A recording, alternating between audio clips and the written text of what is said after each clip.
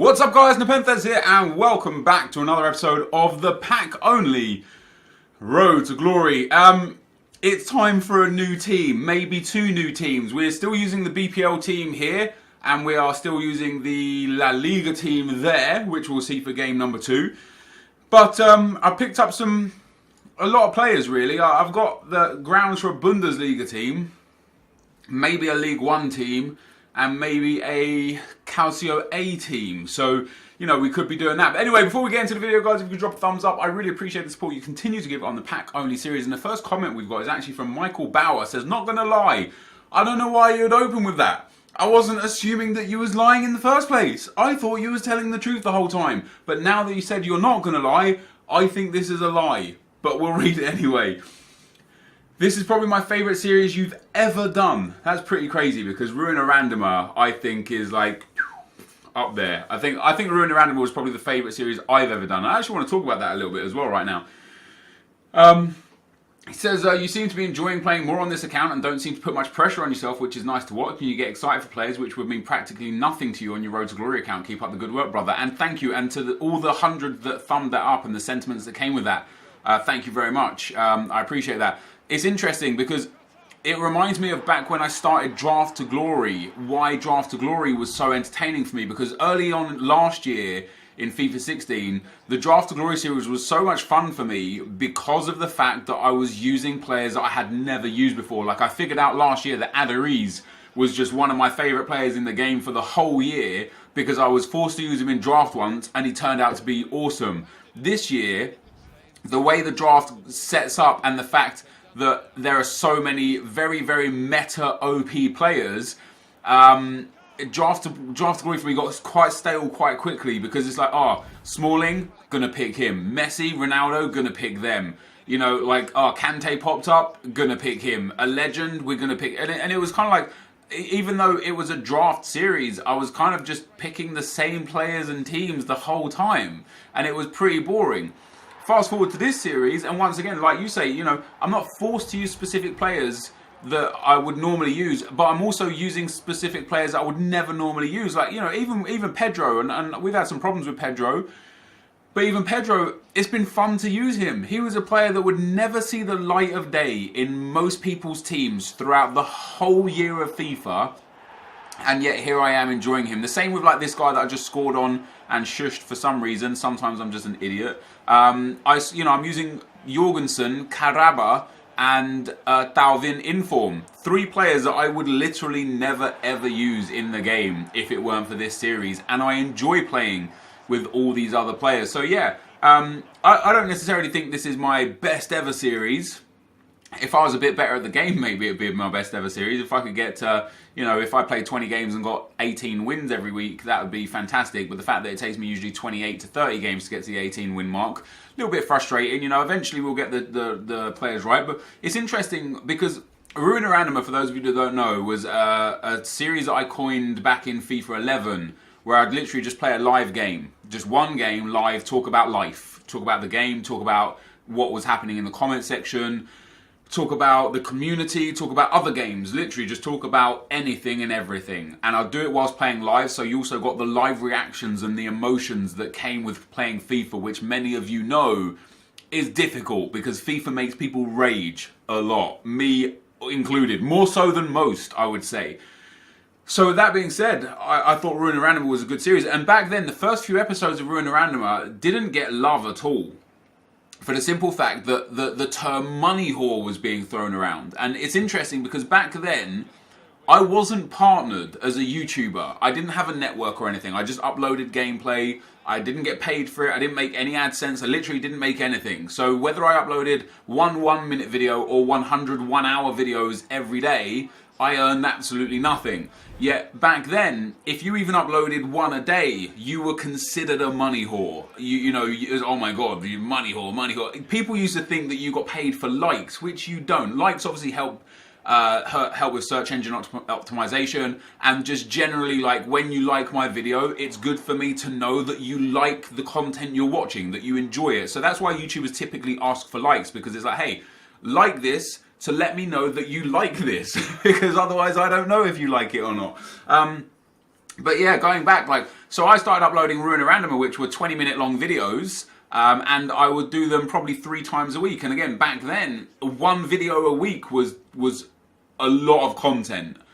So me doing 3 or 4 videos a week of live gameplay, people would just be like, "Oh, you money whore, you money this," and I had to explain in a video, like, I'm not getting paid for this. Nowadays, there are people like Nick28T who uploads hour-long videos every day, and people tell him off if it's not over an hour. They're like, "Oh, you don't care about your fans if it's not over an hour."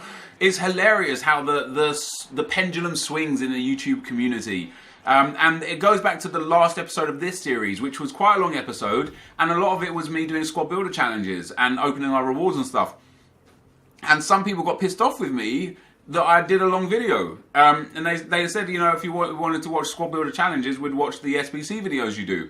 The difference with that is they're in 2 entirely different series.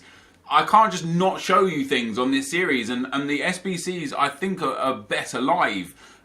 So I apologise if people didn't want to see those SBCs or didn't want to see them live, but when I don't do them live, people complain. They're like, "Oh man, all you do is like show us a built squad and complete it, and we don't know how, whys, wheres, or what for." So I was like, okay, let me take that on board, let me try it live, and then boom, nobody wants to see it live. So I don't know what you want. I don't know what you want. I can't please all of the people all of the time, So that being said, a fair few people didn't enjoy the last video, and I apologise for that. I thought it was a good video, but then again, I'm not going to put out a video that I don't think is good. But yeah, I appreciate those of you that enjoy this series, and I can't wait. Funnily enough, even though we're still 6 months away from FIFA 18, I can't wait to start this series on day 1 of FIFA 18, because I think that will be a lot more fun, in my opinion, of course. Next comment was from Jake Austin. He says, "Nep, switch Pedro for Balassi." You know what's crazy? I opened my rewards. I completely forgot what I got in it. I played all 10 games that you're here to see today with the exact same teams as last week. Maybe I made 1 change. Did I make 1 change? No, I didn't. I know I've got Ander Herrera for when Roy Keane loan ends. And yeah, I forgot to put Balassi in. And I forgot to put Bakambu in. And I forgot that I had... I basically have a fair few players. Like I could use Zaha instead of Navas. Like I've got options, and I didn't use them through any of these 10 games, which is just my bad. ZYNX Chubba Chub says, "Hey Nep, what do you think is going to be the dominant league in FIFA this year? The Liga BBVA was arguably the best league last year with the highest rated players in it, and was easiest league to get a 190 draft with. So far in FIFA 17, the Premier League is doing the best in my opinion, but I would love to hear yours. Love the content and much love from Australia." Well, thank you for the kind words, Ud. And yeah, you're bang on the money. This year, the BPL has far more overpowered players than any other league. You're looking at the Player of the Month cards: Sterling, Son, Hazard, Kane, Dele Alli, who's ridiculously good, Ibrahimovic. You've got obviously like players like Kante, who's ridiculously overpowered, Idrissa Gueye, who's overpowered, the SBC Fernandinho is ridiculous, that informed Chan card is just unreal for no good reason, Anthony Martial, you've got Smalling and Bailly, Walker, Bellerin, SBC versions of Bellerin. You've got yourself Inform Reed, De Gea, Jack Butland. Like, there is the only position that you could say is a little bit iffy in the EPL is the left back position. And then if you actually then look at the upgraded Danny Rose, Luke Shaw and the Inform Alonso cards, you actually realise that there is also a world of left backs available in the BPL as well. The Inform Van Arnholt, etc., etc. And I think because EA sponsor the EPL or BPL, I'll call it both because I'm like that. Because of that reason, they get basically more rights to more things, which is why most of the SBC cards that we see are EPL. That's why the Player of the Month is EPL, because EA sponsor it, and that's why, like I say, like that Hero Rooney card or the Record Breaker Rooney card or whatever it was. It's all the EPL stuff, and because of that going forwards, I think this year EPL will be the strongest. Next year, EPL will be the strongest. Probably the year after, EPL will be the strongest. And that's okay because it's just a video game. It's not real life. Just because it's the strongest in the video game, it doesn't mean it's the strongest in real life. But yeah, I believe the EPL to be the strongest. Chris Coward says, Hi Nep, I left a comment on the last video and I'm unsure if you saw it or not. If you did, I'm sorry for repeating it. Don't be sorry for repeating them. I mentioned to you guys, if you feel like you've got a valid point that you think is good for the video and it just gets overlooked, or I run out of time to answer it, feel free to put it in every video, because eventually I'll get around to it. I was basically suggesting that for 1 week out of the month you play the full 40 games on the weekend league on this account, as I know your Road to Glory account is more important, but if you could improve from Gold 3 to Gold 1 or Elite 3, 1 week a month, it could improve the series so much. I know you said the Elite 3 pack are trash in your other account, but for this account that would be amazing. Just like to know how you think about it. Keep up the good work on all accounts. 40 games, I don't know if I'll ever get through all 40 games. That's not to say that I'll never get to Elite 3 or Gold 1. But I believe personally for this account that actually Gold 1 is at this stage in the series, Gold 1 is actually more beneficial, because if we did get Elite 3, we get the 100k pack, then we get a 3 Inform pack. Now, assuming we take something like this week's Informs on board and we get bad luck, of course if we get good luck we're going to make a lot of coins and it'll be great for the series, right? But if we get bad luck and we get the 81 Skoko, who doesn't fit into any of our teams, the 81 Roland, who isn't great and doesn't fit into any of our teams, and perhaps the left back Kolasinac. Kolasinac would be decent to have in the team, but none of these dudes have like any real value, and 2 of them wouldn't be in the team. So on a week like this week, it would be a bad time to get the Inform pack. Whereas if we got that extra 100k pack, where we'd get 24 more players, picking up a Martial or a Mertens or a Lacazette or a Lukaku regular card or Inform or whatever, that would be absolutely huge for the series. Like, you know, I said it in the last video, we're still like 2 or 3 players away in each team that we have from having a really competent team, you know.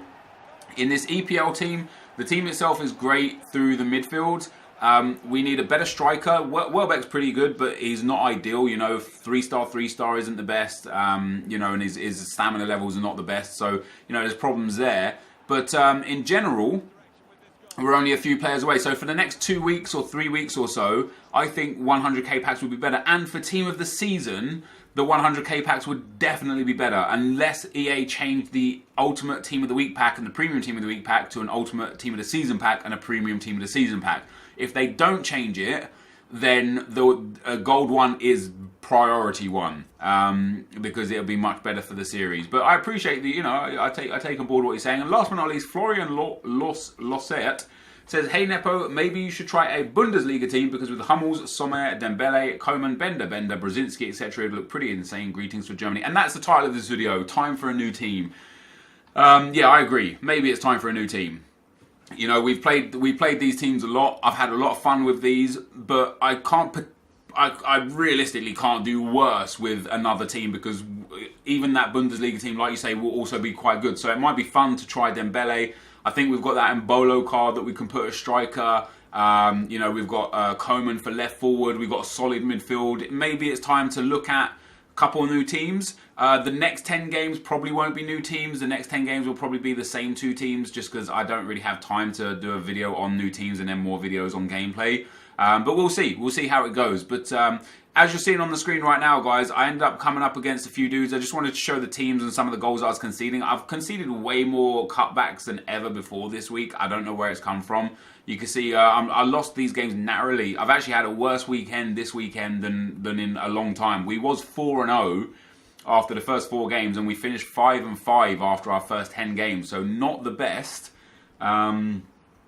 Yeah, could have been, should have been a little bit better. And you'll see here, just before we go into the live section, the final team that we came up against that we also lost to. I can't even remember the score. I think it was 2-0 that we lost to. Not an incredible team by any stretch of the imagination. A very strong team, but no like worldies in there. But anyway, guys, this is the end of the gameplay. Let's get into the lives.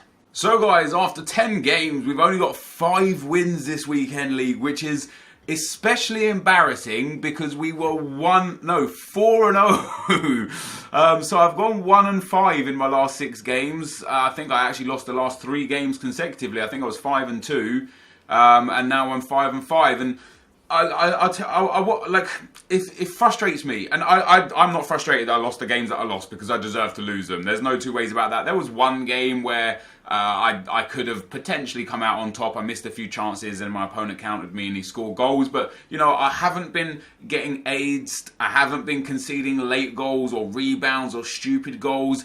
I've just been playing against people who are really good players with really good teams. And it's a problem. And there's going to be some people that are going to call me a hypocrite because team doesn't matter. And we're going to get through that in just a second. These are the teams on screen right now, though. I know you guys know the teams. But I want to know how matchmaking works. And I'm so eager because I've got two decent teams, right? And in previous weeks, we've got gold 3 or gold 2 now for about 5 consecutive weeks. This weekend, even the 5 games that I've won, I've come up against 10 very strong opponents, whereas usually that doesn't happen. Usually I come up against dudes with teams like mine, teams with basic chem styles, teams with low chemistry or lone players, low rated, no red cards, players with like default generic gamer tags that you know have only just qualified for FUT Champs the first time here or there, or generally don't play all games, etc, etc. And usually what will happen is in a 10 game stint, I'll come up against 6 or 7 dudes who clearly haven't got a lot of experience in the game, and then 3 or 4 dudes who clearly have. And that's why I'll usually go something like 6 or 4 or 7 and 3, or like last weekend, 9 and 1 after 10 games. This weekend league, I could quite easily be like 2 wins and 8 losses because I've been struggling.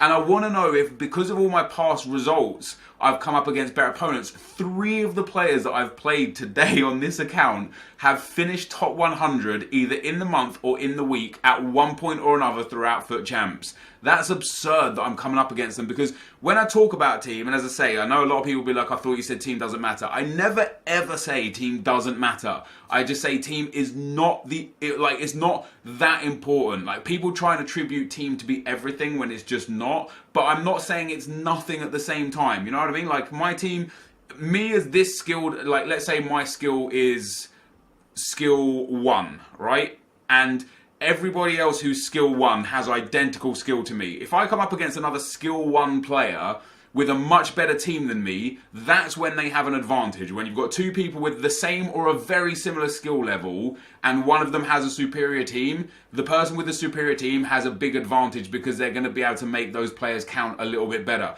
When you get a skill 1 person coming up against a skill 2 or a skill 3 person who's just not quite as skilled, and they've got a better team, it's not really going to make that much of a difference, because if they don't know how to use it doesn't matter that they've got that good a team. If they can't win the ball off of you, if they don't know how to defend, if they second man press too much or bring their D line up, if they lunge, if they don't know that in custom tactics you can switch defender line from offside trap to cover, those are sort of people, skill 2, skill 3 people.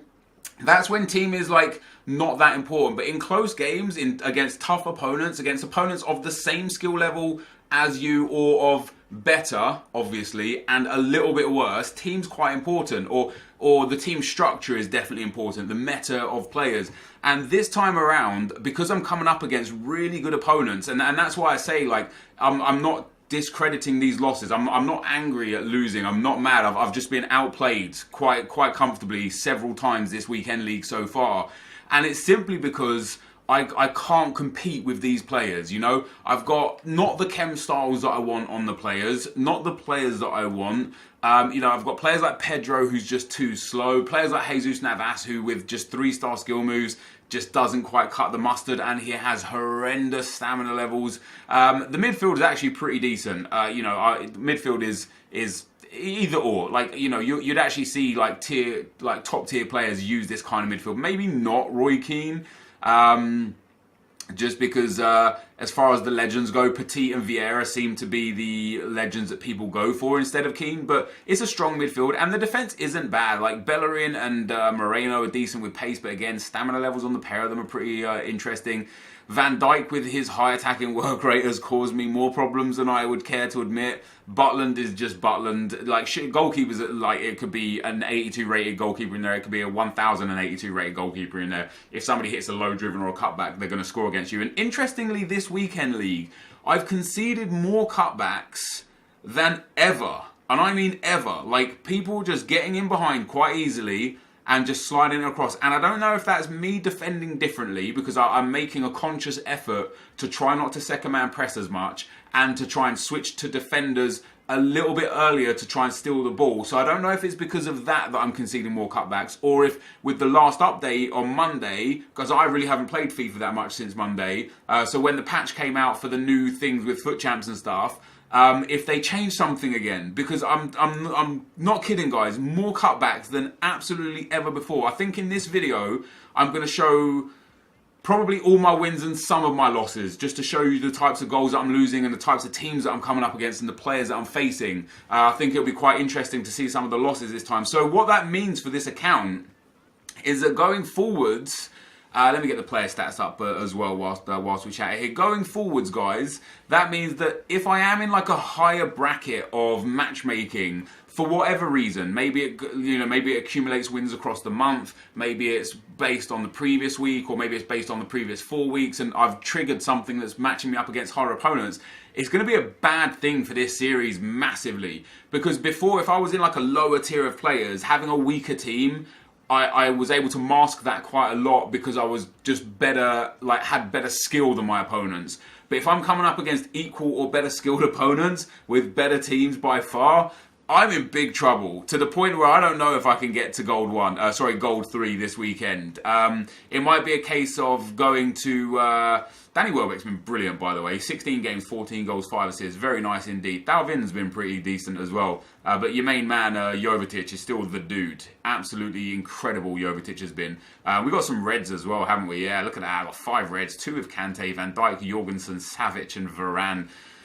A few yellows on the boys as well. Van Dijk's a bit of a dirty. And you know why he's got more yellows and a red than anyone else? Is because he's constantly out of position because of his high attacking work rate. I'm very tempted actually to put Otamendi back in. I know Otamendi is not quite as fast. I think his defending and physical are very similar. He's got a little bit of defending and a little less physical. He's not quite as fast, but he's not quite as tall either. But he has medium work rates. Vertonghen there, high medium work rates. I don't want that. Joel Matip, also medium work rates. Let me let's go like this, because we've got the 83 Joel Matip as well. What's his difference? No pace, 1 defending, 2 physical, 2 passing. I might try. I'm going to try this Joel Matip for a while. I think just to have a look, see if it makes any difference. It might make no difference. High medium to medium. It might make absolutely no difference. But Van Dijk has really. There has been several times where I've noticed and been like, holy crap! Like Van Dijk is caught way off field. And that's why, why I've potentially conceded the goal. But in terms of where we want to go for the month, because I don't mind having to go into Foot Champs qualifications. It's not difficult, especially with the teams that I've got now. It's not difficult to go and qualify in the daily knockout. So in this daily knockout, I'll very easily be able to build a team that doesn't contain Premier League, La Liga, Bundesliga, etc. players. If not, this daily knockout tournament, I will very comfortably be able to go in and win. There won't be a problem there at all. So I'll be able to qualify through the daily knockouts if I don't make it to gold 3. And the reason why I might not have to make it to gold 3 is because for the month, we're only 20 wins away from gold 3 for the month, not for the week, with 70 games remaining. So if I just go and get myself like another 4 or 5 wins hit, maybe if I take myself up to silver 2 perhaps, what's 11 wins? Is it silver 1? Yeah, maybe if I take myself up to silver 2 now, that'll give me 6 more wins, which will put me on 68, which will leave me just 14 wins away next weekend league, and then next weekend I can just get the 14 wins, and that will put me bang on gold 3. Like I'll literally play out next weekend until gold 3. So this week I'm very tempted to just stop at silver 2, just because it's like, I kid you not, it's just not fun. As you can imagine, I don't know if you've ever played Foot Champs before, I don't know if you've ever played Weekend League before, if you've played like the daily knockouts, if you've played Division 1, if you're playing against players who are very good, and you don't have a team that's able to compete, it's genuinely just not fun. Although I'm trying my best in these games, and I'm very happy to just admit, yes, I am just being outplayed. I am losing games to very good opponents with very good teams. no shame in holding my hands up for that. I knew this series was going to be a grind. But because we've had so much success over the last 4 or 5 weeks, hitting gold 3 and gold 2 with 10, 15, sometimes 18 games to spare, it's in a situation where I'm like, holy crap, I've gone from that to 5 wins, 5 losses. And I can feel myself struggling against these opponents. And, you know, so we have gone from like lots of fun to this is not fun. So Silver 2 is not a bad reward. A mega pack, a rare gold pack and 15,000 coins. Silver 1's obviously a better reward. A mega pack, a jumbo premium gold players pack, which is 24 players, 6 rares, would be very helpful for the club, and 20,000 coins. But of course, gold 3 is the minimum aim that I would like to get to. 2 mega packs and a rare players pack are just huge with the 30,000 coins. So to get to 18 wins, I still need 13 wins. That's probably going to cost me to play about another 20 to 25 games at the current rate of play, you know.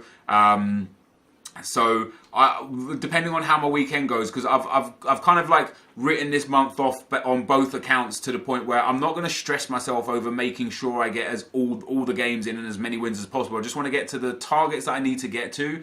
So gold 3 on this account for the month and elite 3 on my Road to Glory account for the month, and then after that just kind of whatever falls, you know. So if getting to 11 or 14 wins this week and then 11 or 14 wins next week is what gets me to gold 3, then happy days.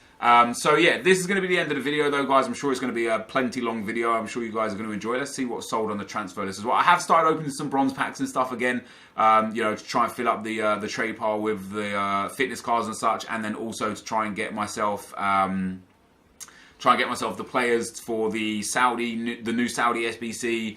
You know, I looked at like BPL and stuff. I don't have any BPL players that I can't complete any of the players or teams or whatever. But anyways, yeah, let's. What's the record for this guy?